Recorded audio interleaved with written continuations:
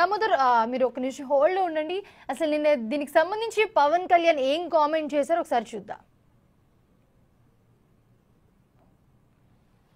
ఎప్పుడు చెయ్యని తప్పుకి జపాన్ లాంటి దేశంలో ప్రధానమంత్రి ఆయన పుట్టక ముందు జరిగిన తప్పుకి ఆయన పార్లమెంట్లో క్షమాపణలు చెప్పారు.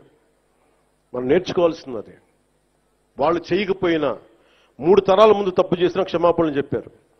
నేను ఈ రోజున అడుగుతుంది టీటీడీ బోర్డు పాలక మండలి చైర్మన్ గారు కానీ, సభ్యులు కానీ, ఈఓ కానీ, ఏఈఓ కానీ, మీరు ప్రెస్ మీట్ పెట్టి క్షమాపణలు చెప్పండి. నేను క్షమాపణలు చెప్పినప్పుడు మీకు క్షమాపణలు చెప్పడానికి నామోషి ఏంటి? బాధ్యత తీసుకోండి, బాధ్యత తీసుకోవాలి. ఇది చాలా బాధ కలిగించేది. మాకు సంబంధం లేదంటే ఎట్లా? నా తప్పు కాదంటే రాజు 7 చేపలు కదలా, మరి ఎవరు చేస్తారు ఇది? నాకేం సరదా నాకు క్షమాపణలు చెప్పడం?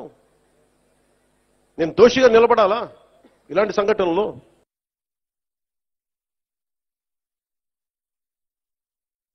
తప్పులేదు, చెప్పినంత మాత్రాన చనిపోయిన వాళ్ళు బతికి రారు కదా. అవన్నీ ఎవరో ఏదో మాట్లాడారంటే అన్నిటికీ స్పందించాల్సిన అవసరం లేదు. కాకపోతే తప్పిదం జరిగింది, అది ఎలా జరిగింది, ఎట్లా జరిగింది అనేది ఎంక్వైరీ చేస్తారు.